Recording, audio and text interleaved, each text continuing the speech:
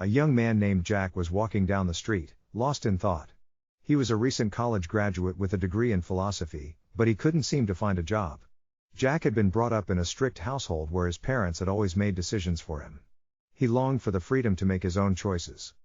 As Jack walked, he bumped into an old man who was walking in the opposite direction. The old man introduced himself as Paul Sartre. Jack was amazed that he had met such a famous philosopher, and he immediately struck up a conversation. Sartre asked Jack about his life, and Jack explained his dilemma about finding a job. Sartre listened carefully and then said, "Jack, my boy, you are condemned to be free." Jack was puzzled by this statement. "What do you mean, condemned to be free?" he asked. Sartre explained that humans are free beings, and as such, they are responsible for their own choices. This freedom, however, is also a burden because it means that humans must take responsibility for their actions. Jack still didn't understand, so Sartre told him a story.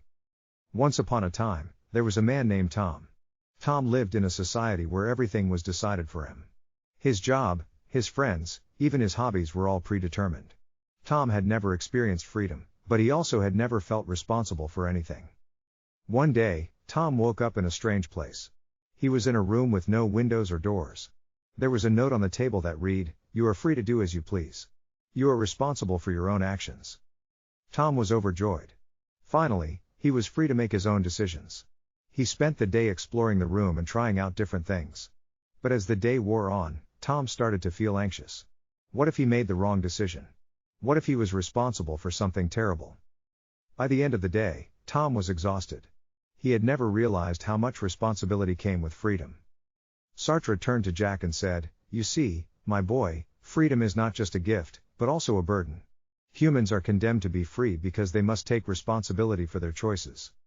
Jack finally understood. He realized that he had been looking for someone to make decisions for him because he was afraid of the responsibility that came with freedom. But now he saw that he had to embrace his freedom and take responsibility for his own life. Sartre smiled and patted Jack on the back. "You've got it, my boy," he said. "Now go out there and make your own choices." Jack walked away from the encounter feeling lighter than he had in a long time.